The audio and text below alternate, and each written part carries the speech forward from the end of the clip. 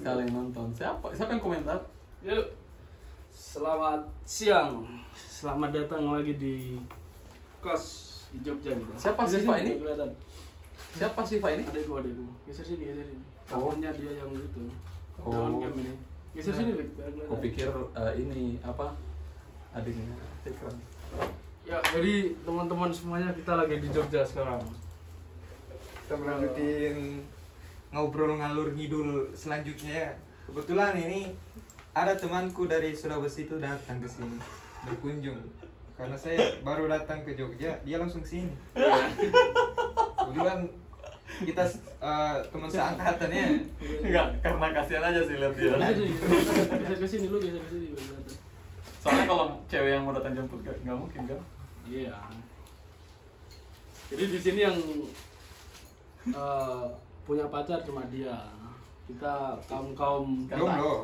bedanya jomblo sama single apa, Fit? Kan kamu dulu menerjemahkan nih. Ya, jomblo itu kan apa namanya takdir.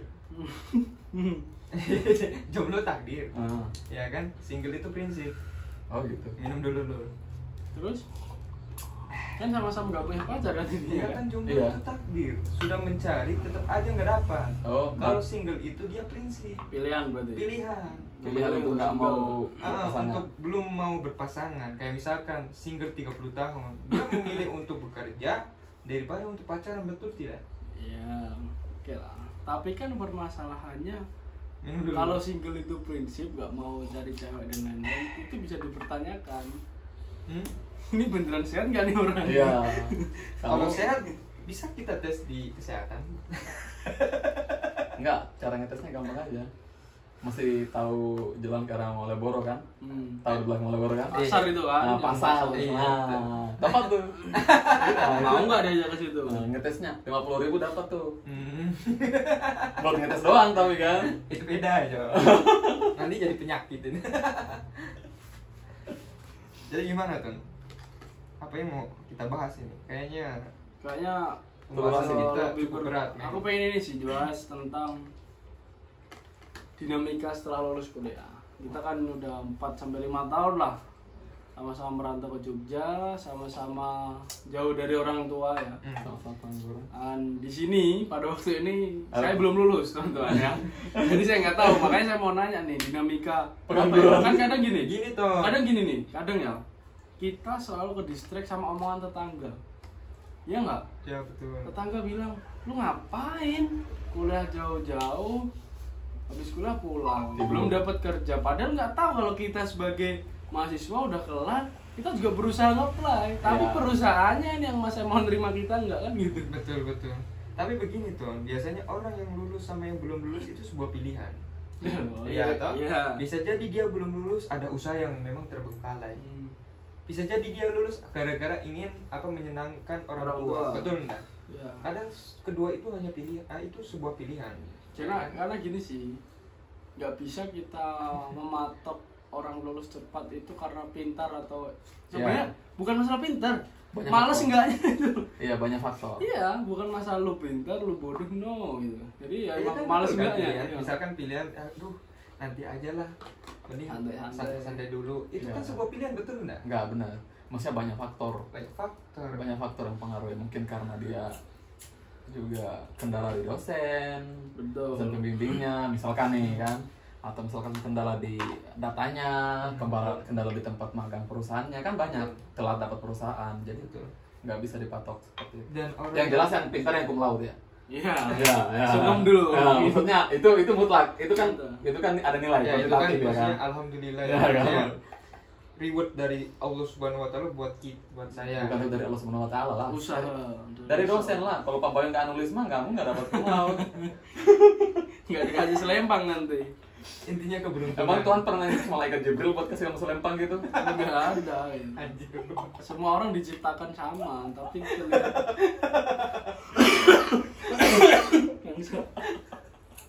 Tuhan itu hanya mengiyakan, bukan mengasih langsung nilai. Beda kan? Iya, itu masuk akal. Aku salah paham. Cuman kan itu perantara. Ya, tapi ya maksudnya Tuhan memberikan kamu restu. Tapi kan Tuhan nggak nulis nilainya. Kamu tahu nggak kalau misalkan Tuhan itu turun tangan ke dunia, kiamat sob. Ya juga sih, ya sih. Mas mau saya kasih selempang tuh. Langsung nih selempangmu mulot. Jangan-jangan kan kamu titisan dari ini. Apa? Kan Rara, kamu tau Pawang Hujan Rara nggak? Mbak Rara. Dia kan Remontase. punya teman-teman di alur angkasa. Iya. Gua kira kayaknya Ding. Ya kan itu dulu dong. Tapi bisa, bisa. masih bisa Bisa. profesi baru sekarang itu. Nah itu Anjir. bukan sedikit loh nilainya loh, Pak. Itu dengar itu Event sudah besar kan? Event besar. Formula E. Itu sudah dikenai pajak, Sob. MotoGP. Iya kok. Iya, Pajak penghasilan. Pajak penghasilan. Profesi ya. Itu Rara itu. Iya profesi. Oke, iya sih. Bisa dikembangkan sih Bagat. Tapi padahal ya, ini aku sebenarnya Menteri apa ya lupa aku bilang begitu. sebenarnya gini loh, kayak contoh Mbak BMKG. Rara. BMKG. Aku percaya Pawang Hujan mungkin ada lah dari dulu. Cuma nggak show off, nggak menampilkan dirinya. Iya. Cuma ini beda loh. Betul. Dia pawang tapi menampilkan dirinya Iya. seperti itu. Berani lah. Nah. Coba kalau misalkan ada paguyuban. Coba kalau dia bayaran banyak tapi nggak kelihatan, nggak kena pajak. Ya, kan? betul. Nggak kena pajak, nggak tahu. Harusnya ada inisiatif untuk membuat paguyuban sih. Paguyuban Pawang Hujan Indonesia kan. Base-nya di Wah, itu persaingan ketat tuh kalau bikin paguyuban. Maksudku kita di sini pengennya Jogja lagi ada acara nih. Ah. Aku pengen gak hujan, set. Tiba-tiba ada lawan. Ayo kita serang Serang Jogja. hujan. biar ada hujan. Kok jadi bahas hujan ya? Kembali ke topik. Enggak, jadi itulah. Aku pengen tahu nih. Jadi itu hanya intermezzo belaka. Aku pengen tahu kehidupan kita setelah lulus kuliah ini ngapain gitu loh. Kan kadang satu ada yang mungkin dapat rezeki langsung masuk Langsung, kerja. ya. Yang kedua ada yang masih berusaha. Ya. Ada juga yang udah ditawarin, Nggak kadang masih idealis, enggak lah. Ya, nanti dulu. Ntar dulu lah, yang aku pokoknya pengennya perusahaan targetku. Kadang ada gitu. Kadang juga ada yang udah dapet perusahaan yang enak, pengen resign cari yang lebih. bagus, Nah. lebih terbaik lah. Kalau dari Kak Fikram bagaimana? Jadi cerita gue Prinsipnya. ini setelah wisuda, ini langsung ke inti poinnya. Jadi setelah wisuda itu saya sempat ada dilema untuk pulang atau enggak. Karena ada beberapa interview yang memang saya sedang jalankan. Dari PT Pama, dari beberapa PT lah. Dari beberapa PT lah yang belum nggak bisa saya sebutkan. Dan semua itu belum berhasil gitu loh. Belum bisa diterima. Saya berpikir ini kenapa kok nggak diterima. Iya. Aku sudah berusaha, kenapa nggak diterima? Betul. Ya kan? Ternyata setelah saya pikir-pikir kenapa nggak diterima, lambat laun saya coba untuk meresapi hal tersebut, ya kan. Pada tanggal 28 April, sebelum tanggal 28 April saya mau pulang ke Brebes itu saya dimimpiin dulu. Saya dimimpiin di mana sosok ibu, ya kan. Itu masih hidup padahal. Jadi ibunda itu almarhum. Posisi lagi sakit deh, Ibu. Posisi lagi sakit, cuman dia hadir dalam mimpiku. Dia seperti terpelengkup, terus kayak nangis gitu loh. Ingin anaknya cepet-cepet pulang, ya kan. Jadi kayak sedih menghadap ke aku. Saya tanya, kenapa mah? Dia cuma diem kayak sedih sambil nunduk, ingin cepet anak-anaknya pulang. Sontak langsung saya bangun tuh nangis netes air mata. Ya Allah. Langsung saya putuskan untuk pulang. Saya telepon bapakku, Pak, minta uang untuk servis motor biar Mas Fikram langsung pulang karena memang perasaan Mas Fikram sudah nggak enak. Set langsung pulang kan. Langsung set gitu loh. Ya, set. Gas. Ini hari ini Mas Fikram pulang. Akhirnya pulang. Dan di situ ternyata ibunda sedang sakit memang. Masuk IGD. Masuk IGD. Tapi pas waktu saya pulang itu sudah keluar dari rumah sakit ternyata. Ya. Nah, singkat cerita, ibunda itu sebenarnya itu sudah pasrah, sudah berikan wasiat sama ini dan segala macam, udah pasrah ya kan dengan keadaan. Tapi alhamdulillah ditolong sama kakakku. Kakakku pulang ngajak bubar pada saat itu kan posisi puasa, ya kan. ngajak bukber, mah ayo bukber.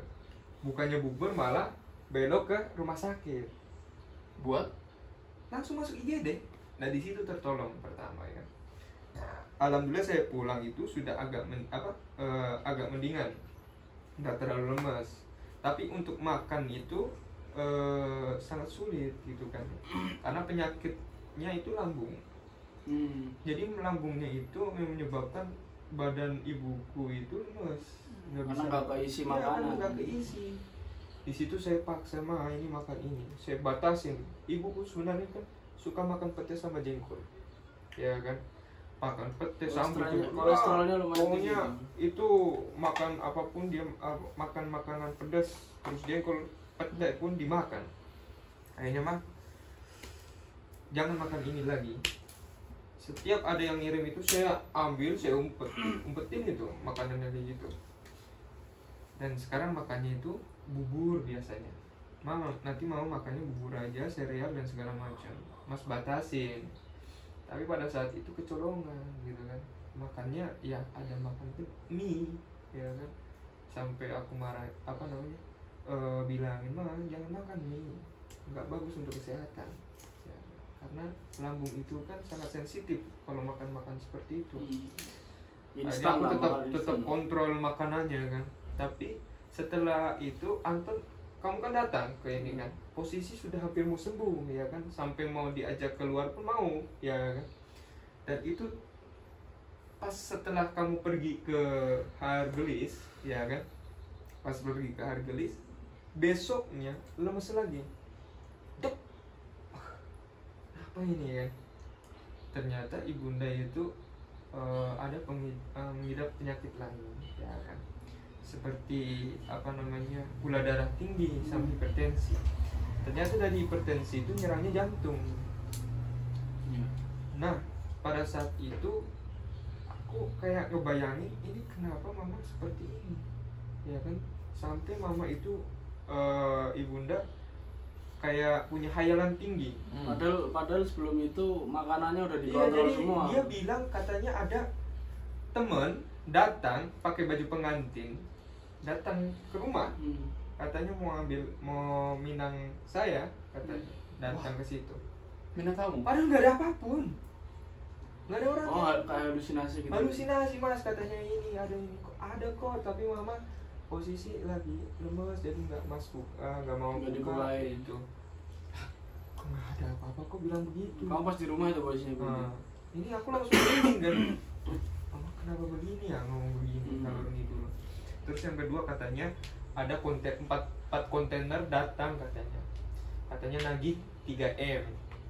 Nah itu dari sekretarisnya Krisdayanti datang ke situ untuk beli uglo, mau nagih uang 3M. Uglo kayak susu untuk kulit. Oh, brand kecantikan. Brand kecantikan lah.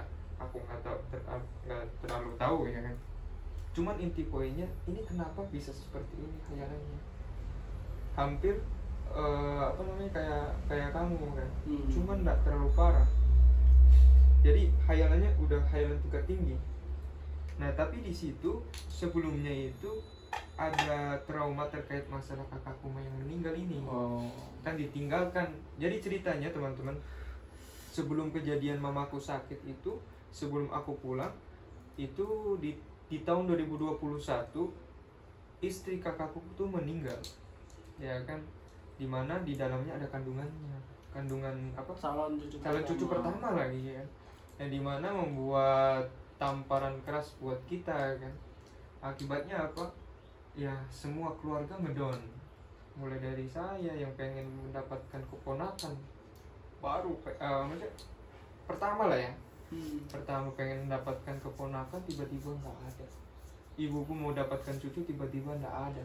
Ya kan, bayangkan saja betapa terpuruknya ya kan akibat hal seperti itu. Itu bertepatan ketika saya mungkin anak-anak himpunan tahu kan kondisi pas waktu itu saya sedang ngumpul untuk bicarakan suatu kegiatan ya kan di himpunan. Pada saat posisi lagi di ini Bejong Kopi, saya masih ingat, sama kakak senior dan segala macam. Di situ saya ngobrol-ngobrol, tiba-tiba ada kabar, Mas, Mbak Asti meninggal. Langsung kaget, ya Allah, nggak dapet keponakan lagi. Ya Allah, ini kenapa? Ini gimana nasib Percaya nggak kakakku? percaya? Percaya nggak percaya? Bayangkan Bang, yang mungkin teman-teman coba lihat video sebelumnya, kita baru hadiri pernikahan, ya kan? Terus berangkat KP di Aceh, ya kan, untuk melakukan penelitian. Pulang-pulang berapa bulan kemudian di bulan September dikabarin seperti itu. Di tahun 2021. Ya. Itu memang tahun-tahun terberat dari tahun 2021 sampai 2022, tahun terberat bagi kita, gitu kan. Itu yang membuat tamparan keras. 3 kali tamparan keras. Pertama, meninggalnya istri kakakku, terus beserta anaknya, 2 kali tamparan, sama yang nanti bakal saya ceritakan terkait masalah ibuku. Jadi saya kembali lagi, itu yang menyebabkan ibuku Ke-distract pikirannya, kan? ke-distract pikirannya. Jadi halusinasi, pengen punya cucu, sampai di depan rumah ini ada yang mengandung, ya kan? Ada tetanggaku mengandung, katanya kata mamaku itu milik cucu di depan rumah udah lahiran, padahal belum lahiran loh. Tapi beliau bilang udah lahiran, sampai ngebet pengen cucu. Nah itu yang memang menjadi tamparan keras juga buat saya. Kenapa saya tidak bisa mewujudkan keinginan beliau, gitu kan? Padahal saya sudah bilang, jangan terlalu dipikirkan masalah itu, ya kan? Mama masih punya, Mas Fikram masih punya Firel. Itu tunggu Mas Fikram kerja, Mas Fikram nikah, lalu Mas Fikram kasih mama cucu 5. Langsung terserah. kembar 5. Yang penting mama sehat di sini ya. Mama ikuti apa yang menjadi peraturanku ini, yaitu supaya mama makan terus sehat. Ikuti aturanku. Yang Mas Fikram inginkan mama sembuh. Mau apa nanti kalau misalnya sudah kerja, Mas Fikram kasih. Ya kan? Kalau Mas Fikram belum bisa ngasih apa-apa, Mas Fikram minta maaf. Saya bilang begitu. Terus. Setelah itu kan Anton, saya kembali yang Hadris ya, Anton pergi, ibunda Langsung kena. sakit, ya kan, sakit lagi. Baru sakit. Jadi inti poin langsung ke intinya, mama udah nggak kuat. Pertama dipaksa ke rumah sakit. Sempat muntah-muntah juga kan? Iya, muntah-muntah. Jadi penyakit tamu kan begitu. Iya. Makan itu yang nggak enak pasti ditolak. Jadi singkat cerita, mama itu kan sebelumnya nggak mau dirawat. Ibunda saya ini almarhumah, dan mau dirawat. Tiba-tiba pas waktu itu mau dirawat, malah dia minta, Mas, Pak, yuk ke rumah sakit, gitu kan. Udah ngerasa nggak kuat. Disitulah kita yaudah, kita coba diskusikan, yuk kita ke rumah sakit. Rumah sakit itu saya sebenarnya ingin ke rumah sakit B, ya, tapi mau pengennya rumah sakit A. Dan di situ saya sudah bilang sama papa, ya kan, jangan di rumah sakit itu. Tindak perawatnya itu kurang bagus, kurang gercep, ya kan. Nanti saya ceritakan kenapa kurang gercep. Bagusan di rumah sakit B itu, karena di sana banyak perawat yang senior, gitu kan. Dan akhirnya ya udah, karena kita nggak mau tensinya tinggi lagi, udah kita ikuti apa yang menjadi kemauan ibunda. Akhirnya kita ke rumah sakit A. Di rumah sakit A kita coba ke IGD. Di situ ibunda ini uniknya pengen setiap momen di rumah sakit maupun di apapun pengennya di video, abadikan. Makanya sampai sekarang tuh saya megang HP ibunda untuk memberikan momen-momen lalu saya upload. Amanah ya, baik. Amanah, kayak misalkan 7 harinya, terus nanti 40 harinya, nanti saya abadikan, insya Allah. Karena itu yang menjadi keinginan ibunda. Tapi maksudnya kita kembali lagi ya, setelah di IGD dirawatlah di isolasi. diisolasi. Saya coba apa namanya rawat dia, ya kan. Saya coba rawat dia, saya sukanya itu pijat. Jam 2 itu pengennya pijat. 2 pagi ini. Jam 2 pagi pengennya dipijat, Mas. Apa namanya? Mama pengen dipijat. Ya kan, Mas. Mama pengen ini apa namanya? Pengen minum. Mas, Mama pengen dipijat lagi. Pijat terus. Andalannya apa coba? GPU. Gosok, pijit. Urut. Urut.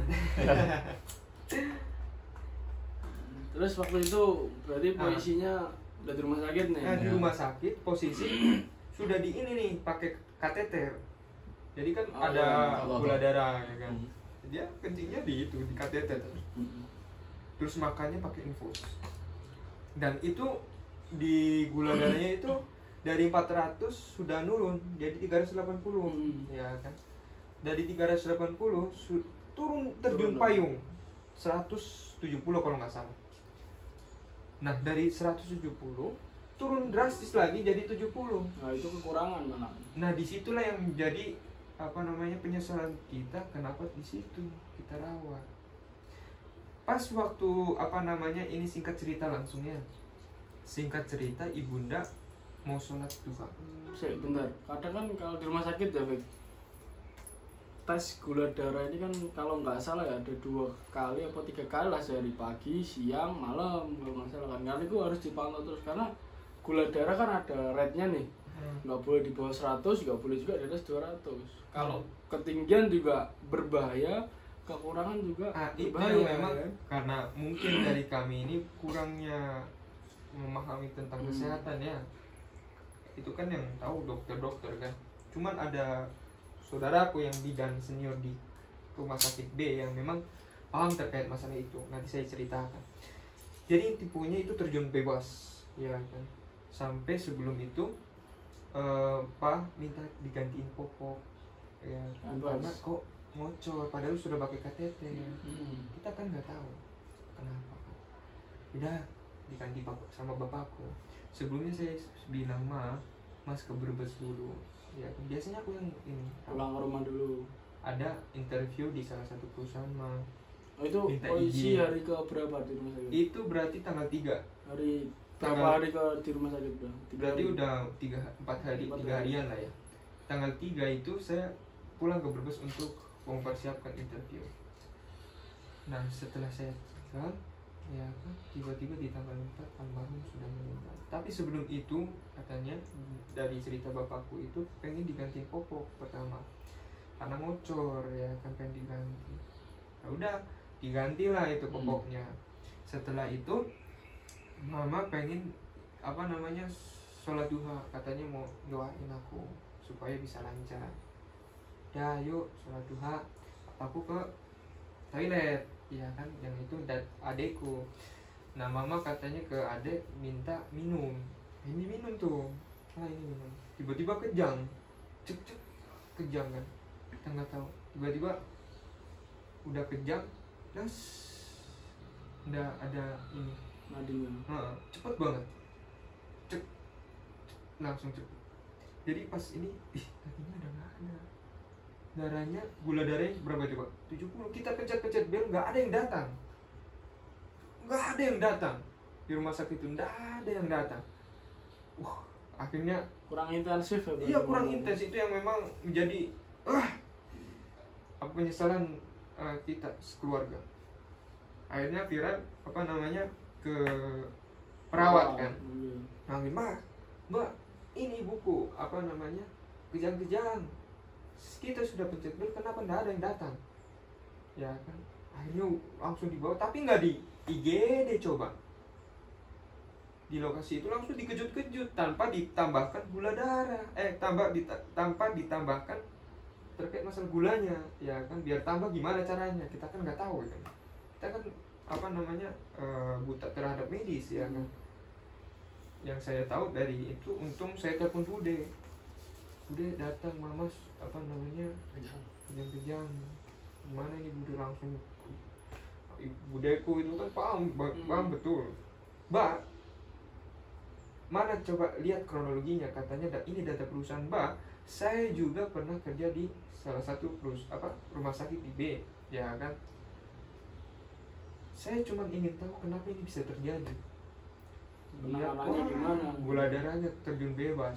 Kenapa Mbak ini tidak langsung dibawa ke IGD untuk penanganannya? Kenapa malah di sini? Kenapa tidak tambahkan gula darah? Disitulah penyesalan budeku dulu. Aslinya bisa tertolong, ya kan, mungkin Tuhan punya rencana lain, ya kan. Karena semua itu tuh ternyata sudah rencana dari Allah Subhanahu Wa Taala. Coba pas banget. Setelah saya wisuda, ya kan, saya cuma mendapatkan 44 hari untuk merawat beliau, ya kan. Kan kata orang bilang orang meninggal akan memberikan, Allah akan memberikan 100 hari tanda-tanda untuk keluarga itu memberikan kenangan manis buat orang yang akan meninggalkan dunia. Tapi di situ baiknya Allah itu sama saya, Allah memberikan kesempatan 44 hari untuk bisa mencuci kakinya, untuk bisa mencium kakinya, untuk bisa merawat ibunda. Itu yang memang ya menjadi kelebihan pada saat itu.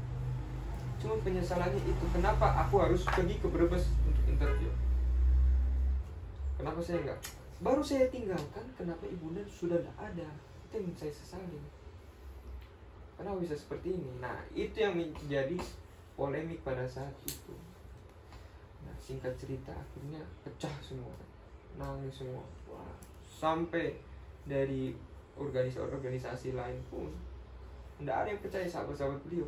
Jadi sempat sebelum meninggal dia minta HP untuk chattingan teman-teman yang minta maaf dan segala macam.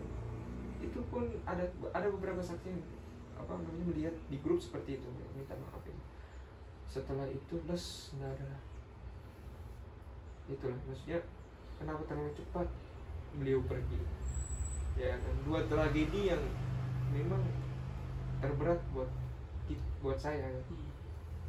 Sebelum tragedi pun, sebelum almarhum meninggal, di kosku pun ada yang bahaya tuh. Jadi 3 poin, ya kan, di tahun 2021, 2022 kakakku meninggal, anaknya meninggal.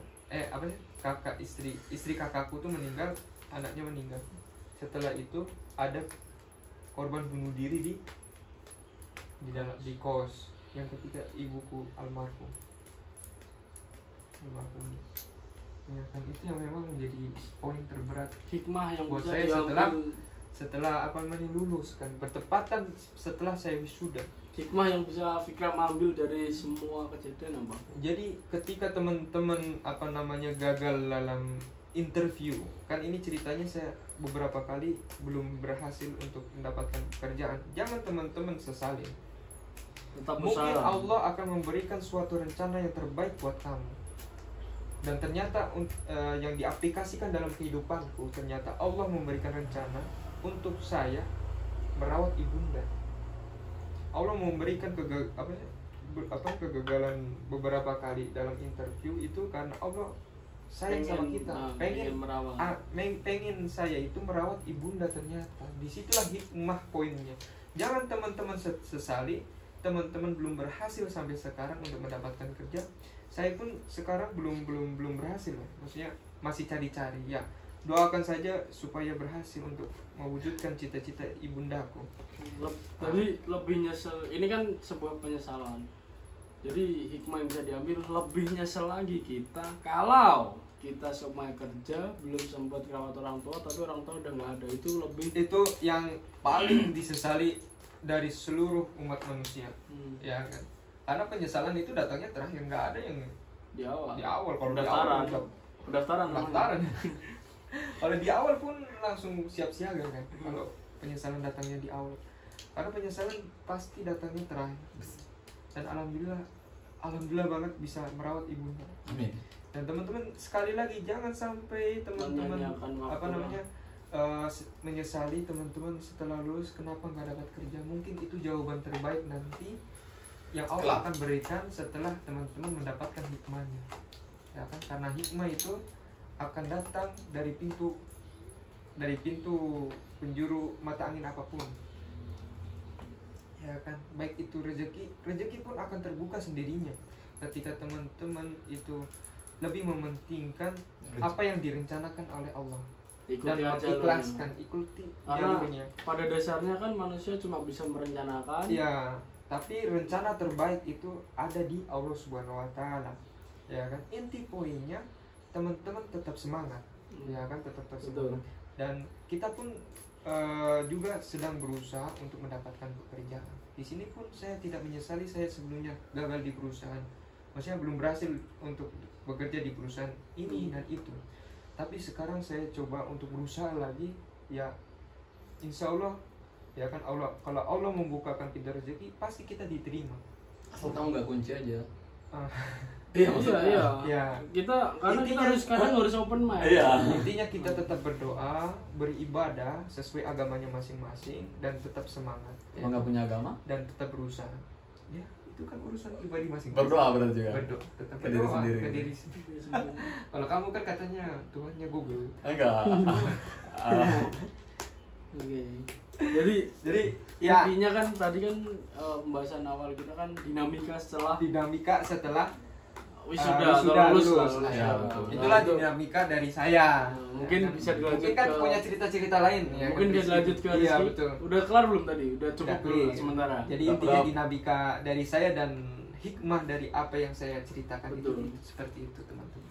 Gimana kalau dari Kak Rizky ini gimana? Setelah Ngopi dulu, ini Karena- ada telur asin ya. Biasanya saya ke Jogja itu bawa telur asin, teman-teman. Jadi asal mana? teman-teman- Asal mana nih? Asal Brebes. Oh, Oh. Jadi teman-teman yang memang Enggak, dari Sulawesi kan nggak tahu tuh. Kamu jelasin dulu telur asin itu gimana. Kalau asin itu Kalau pembuatannya viewersnya piye? itu dari luar negeri itu nggak bakal Oh, tahu iya. dari luar teman-teman Jawa. dari seluruh penjuru mata angin ya kan, dari seluruh penjuru dunia. Bener, nggak bohong. Jadi Aku teman-teman, baru tahu loh pas di Ini Jogja. telur asin itu asli Brebes.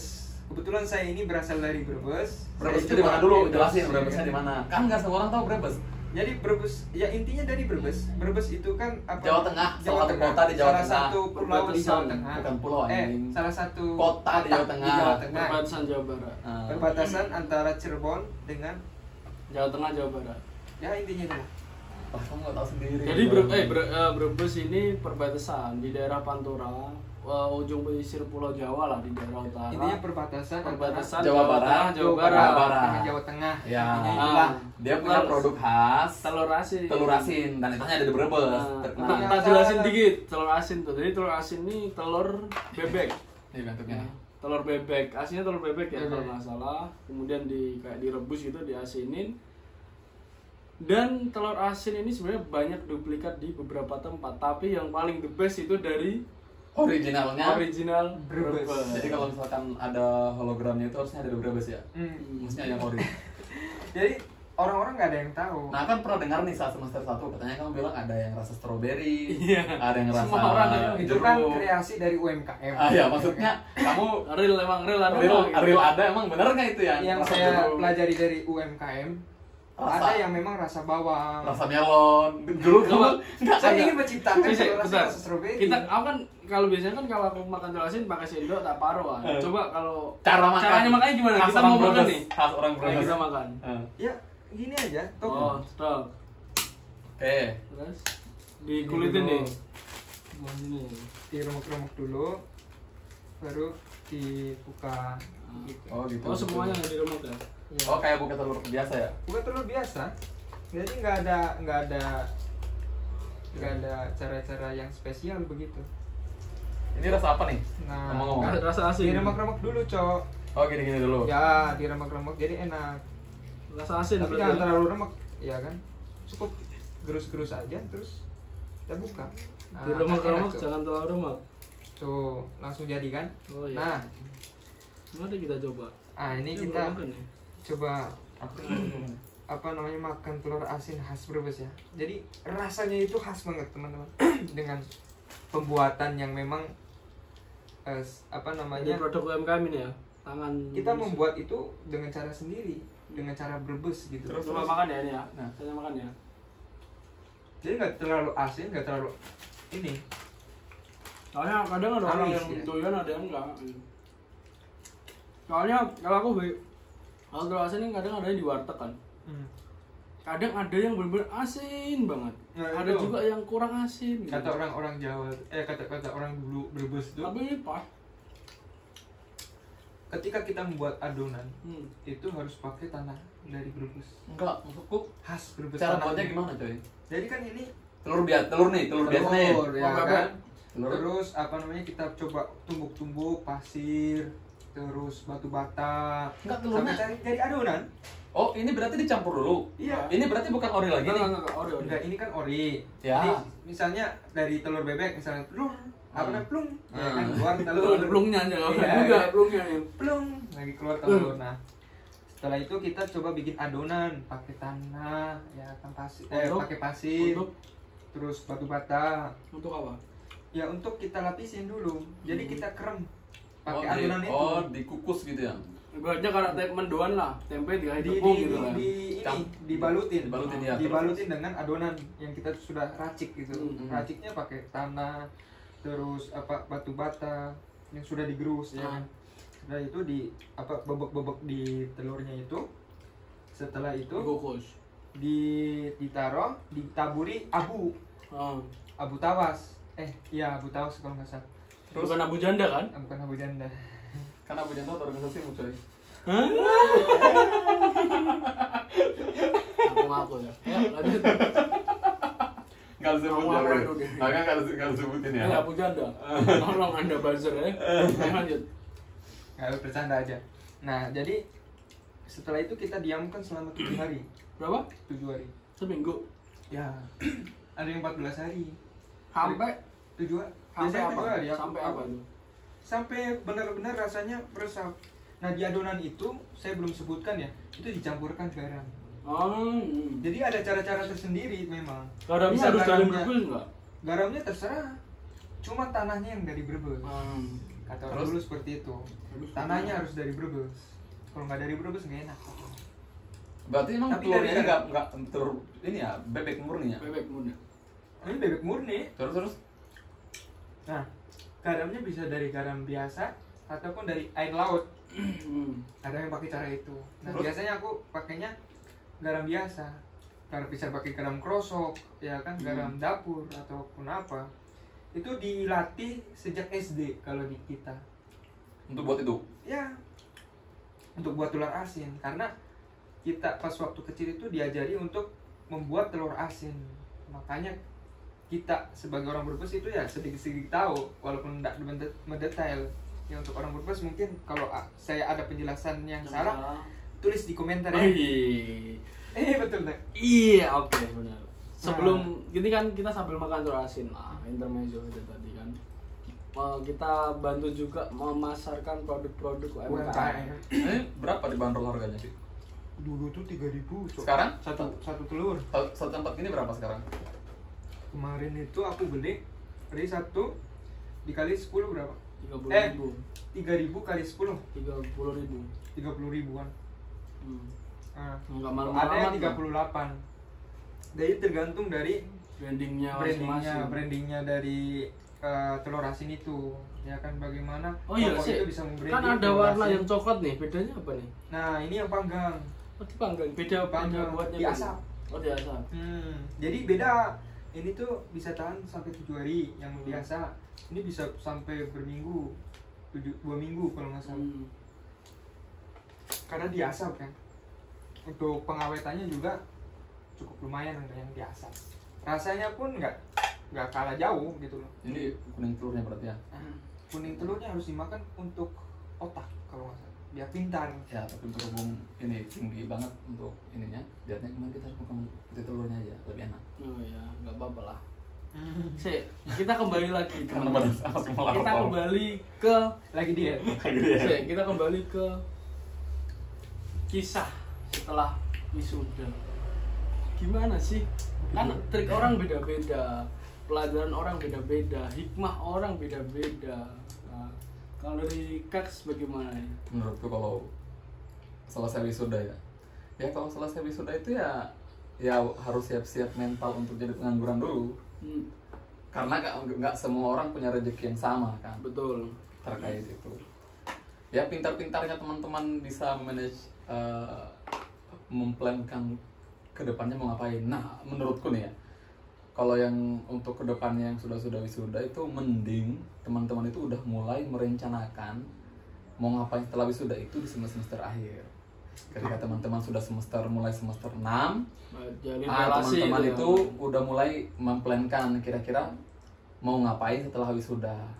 Targetnya ngapain. Karena di sekarang itu aku nggak tahu di industri yang lain ya. Kalau misalkan industri pertambangan itu ada beberapa perusahaan itu yang menerima kalau teman-teman belum lulus. Oh gitu. Iya, ada persyaratannya, tinggal kita centang aja belum lulus ya. Dan itu jadi ada beberapa perusahaan yang mempertimbangkan itu. Nah, menurutku dari itu adalah pelajaran sih untuk teman-teman ke depannya kalau mau lulus ya. Sama kalau udah lulus ya jangan patah semangat lah untuk melamar kerja.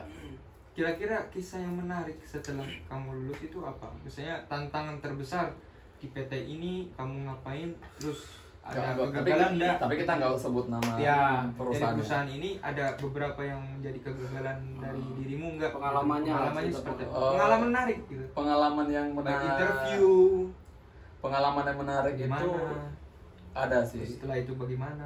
Pengalaman yang pertama yang paling menarik itu teman-teman harus memahami diri sendiri dulu sebelum melamar kerja. Jadi pahami diri ya. Jadi kita kan kadang menyepelekan terkait proses pelamaran kerja. Karena selama kuliah kita belum ada gambaran dan pikiran gimana. Dan kita nggak mau nanya dari Alex kecil dulu deh. Bagaimana kamu bisa memikirkan sejauh ini tentang CV? Iya. Sampai kamu handal dalam membuat CV. Betul. Jadi dari pas kita kuliah kan kita nggak pernah, kita itu fokus tuh ya udah kuliah nih ilmu tambang. Kita nggak pernah kepikiran buat CV. Mau nanya nih misalkan proses kerja itu gimana, rekrutmennya apa aja yang perlu kita persiapin. Kita kadang keasikan dengan dunia perkuliahan, mahasiswa tuh praktikum apa segala macam, dan sampai kita kadang lupa habis kita kuliah ini nanti kita mau dihadapin dengan pintunya itu apa? Ya melamar kerja. Ya syukur-syukur kalau ada orang dalam ya. Ada OD ya. Kalau nggak ada. Kalau OD sih, tapi tetap aja sih OD itu teman-teman yang udah punya OD juga jadi beban moral sih. Maksudku kayak ketika nama baik dan ekspektasi itu. Yang penting bukan ODGJ ya. Ya. Gitu, tapi bentar, kadang kan gini. Ini sebuah penilaian orang kadang kan beda. Ada yang mahasiswa lulus, jedes, bahagianya minta ampun nih. Yes. Padahal mereka nggak tahu itu awal mereka berkarir itu di situ. Lu baru keluar, lu mau masuk dunia yang lebih kejam. Iya nggak? Iya, benar. Dunia nyata sih.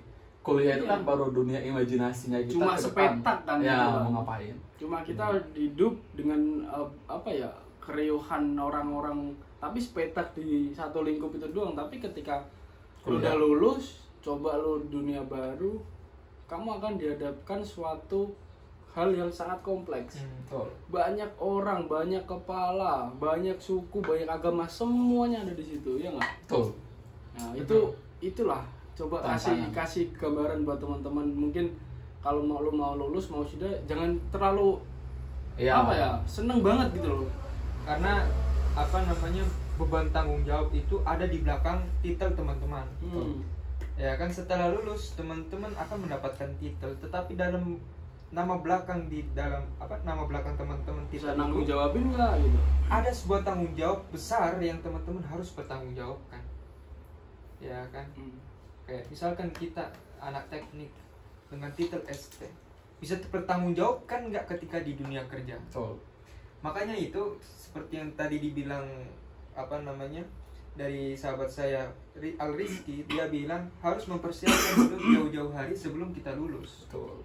Dan karena itu setelah lulus kita mau ngapain? Ketika kita udah masuk kerja, apa yang kita bakal pertanggungjawabkan dalam sebuah titel di belakang nama kita, gitu kan? Misalkan kita bekerja di main plant, ya kan, dengan titel ST. Bisa ngoperasikan enggak? Jangan-jangan orang dalam nih kita masuk. Orang dalam main plan nih, terus tiba-tiba pelongo-pelongo nggak bisa ngapa-ngapain. Itu yang memang menjadi polemik sekarang. Ya kan? Sampai sekarang pun masih terjadi. Terus aku tambahin dikit lagi lah. Ini khusus buat Bu Ida Fauzia sebagai Menteri Ketenagakerjaan. PR-nya sangat banyak sebenarnya Bu. Iya nggak? Betul. Saya mewakili lah mungkin teman-teman mahasiswa atau teman-teman yang masih pejuang lowongan pekerjaan. Tolong Bu gitu loh. Kamu harus tahu mahasiswa yang keluar nih banyak banget, tapi ya kita bisa lihat lah di lapangan seperti apa, walaupun banyak lowongan kerja tapi spesifikasinya tolong dilihat dengan kondisi lapangan. Jangan seolah-olah kita dituntut untuk menjadi pintar di akademik doang atau di mana. Itu harus apa ya? Jadi yang harus perlu tahu dirubah itu sistem dari pendidikannya. Dari menteri yang Nadiem Makarim sudah betul, cuman belum secara menyeluruh ya kan untuk para mahasiswa. Dan apa yang menjadi PR buat kita ini yaitu yang tadi sudah kita sempat bicarakan terkait masalah kualifikasi setelah lulus mau ngapain gitu. Apa yang kita bakal kerjakan gitu kan. Dan kita ini masih bingung sebenarnya. Misalkan nih kita sekolah di pertambangan misalkan, sedangkan di pertambangan itu masih umum ya. Tetapi tantangan di dunia kerja itu sudah spesifik ya. Kamu harus ini, kamu harus bisa itu, kamu harus. Nah ini yang menjadi PR terbesar dari beberapa universitas. Betul. Tolong dari pendidikan. Tolong ya kepada kampusnya Mas Fikram, ada 4 huruf. Apa nama kampusnya Mas Fikram? Nggak bisa saya sebutkan. Itu Pak, dengar Pak Kaprodi ini dari Pak Fikram tadi menyarankan. Ya namanya alumni kan pengen yang lebih baik ke depan kan. Jadi kita itu yang mau tahu nama kampusnya Mas Fikram nanti di scroll aja videonya ke bawah. Jadi kita pun tidak benci terhadap kampusnya. Yang kita kritiki itu adalah sistem dari pendidikan ya kan. Bagaimana kita bisa memiliki skill bisa bekerja dengan skill kita masing-masing itu setelah kita lulus gitu. Bagaimana kita bisa memiliki skill kalau misalkan lisensi softwarenya aja masih lisensi akademik? Mahal juga. Iya, benar karena itu kan trial. Iya. Kita apa ya? Ini nanti dilihat orang software Enggak jadi masalah. Enggak maksudku kan lisensi kampusnya kan emang masih lisensi akademis. Betul. Iya kan? Betul. Bagaimana kita mau tahu kalau laboratorium untuk komputasi hadir ketika udah mau lulus? Katakan kesebut kampus. Yang kesebut kampus. Enggak sebut siapa-siapa. Mungkin kita tidak merasakan. Mungkin kita belum beruntung merasakan itu. Ya, kan pada saat itu kita belum beruntung. Iya. Hanya adik-adik kita yang beruntung. Ya, berarti bersyukurlah ya. Dan bersyukurlah kalian. Tapi begini, kamu sudah online. Hah? Kamu sudah online. Sudah beruntunglah kamu. Beruntung. Kenapa emang? Maksudnya kamu tidak merasakan sudah langsung. Anjir. Kamu sangat beruntung. Sakit memang. Kenapa detik-detik terakhir itu harus wisuda online? Ya kan? Itu yang kita sesali. Cuan. Betul. Cuan. Biaya untuk melaksanakan wisuda online itu besar memang. Bentar ya. Sebenarnya kan pembahasan kita ngalor ngidul nih. Iya. Mungkin setelah part ini aku pengen kita bahas masalah wisuda online dan offline spesifik karena gini banyak teman-teman yang wisuda online ini merasa kayak ini situasi sudah mulai kondusif loh, situasi sudah mulai dilonggarkan loh, kampus-kampus lain sudah mulai wisuda offline loh, karena kan effortnya wisuda online sama offline beda dong harusnya dong. Nah, nanti mungkin setelah ini teman-teman ya pantau lagi kita ini karena banyak nih. The bacot. Iya. Oh, bacot ngalor gitu loh. Yang penting intinya di sini kan kita udah melihat lah tadi pandangan dari Fikram setelah lulus. Beliau menyampaikan bahwasanya selalu ada interview. Ada hikmah. Ada interview dan ada hikmah. Walaupun di interview itu mungkin dalam belum rezeki kegagalan. Tapi semua pasti pernah merasakan kegagalan. Semua pasti merasakan kegagalan, tapi di balik kegagalan itu pasti ada hikmah tersendiri. Bukan berarti Allah itu benci kepada kita. Nah, mungkin kita harus perbaikan diri bagaimana caranya kita bisa menjadi pribadi yang betul-betul yang diinginkan oleh Allah Subhanahu wa taala. Amin. Itulah, jadi teman-teman tolong diambil hikmahnya. Walaupun obrolan kita ngalor ngidul ke utara, ke selatan, ke barat, ke timur, nggak tahu jelas arahnya. Ya ini gitu loh. Nah, inti poin dari konteks oh iya benar Fik. Kan kadang ini mungkin khusus cewek-cewek nih. Kadang kan cewek-cewek heran. cowok itu kalau lagi kumpul ngobrolin apa sih? Iya. Iya nggak? Ya ini loh, Iya, kita ngobrolin iya, gitu. betul. Iya nggak? Iya betul. Bukan kita ngobrolin cewek atau apa masa ini. depan so. Gitu. betul, Karena betul. banyak. Cowok, Benar. aku pengen tahu nih cowok kalau pada kumpul teman-temannya lagi ngobrolin apa nih lah ini. Iya. Tonton ini video. Jadi jangan berburuk sangka ini bagi cewek-cewek ya. Betul. Emang ada yang pernah buruk sangka ya? Banyak kan? Oh, banyak kan. Pasti ngomongnya begitu, ya kan X. Your ex. Iya, padahal kita ngomongin masa depan. Iya. Masa depan dan masa lalu. Ya, karena masa lalu adalah sebuah pembelajaran untuk kita melangkah ke masa depan. Betul. Kalau di geologi itu decay. The prison of the itulah. C. Decay of lupa ini ada The geologi tahun nih. to the K to the past. Ya, maksudnya kayak kok masa Bola depan, kebalik. intinya ya masa depan itu kuncinya di masa lalu. Iya, pembelajaran kita. Jadi jangan Ya. jadikan masa lalu The present to sebagai decay. Jadi apa yang terjadi sekarang itu adalah kunci masa lalu. kebalik. Apa yang Apa yang terjadi sekarang itu adalah kunci adalah- masa lalu. Intinya imbas dari masa lalu. Iya, iya. Ini kalau lu nakal ya lu bakal ngerasain gitu. Iya, betul. Kalau usaha ya lu bakal ngerasain. Kalau lu main ya gitulah, main cewek ya lu bakal ngerasain disakitin cewek juga gitu Iya. kan. Jadi inti poin dari konteks video ini kita coba menceritakan setelah lulus polemik apa yang terjadi. Inilah polemik. Iya Kalau nggak? kayak gini. Kalau mencari Gimana? kerja. Kita lanjut ke video selanjutnya. Oke, mungkin cukup sekian karena mungkin sudah cukup panjang ya.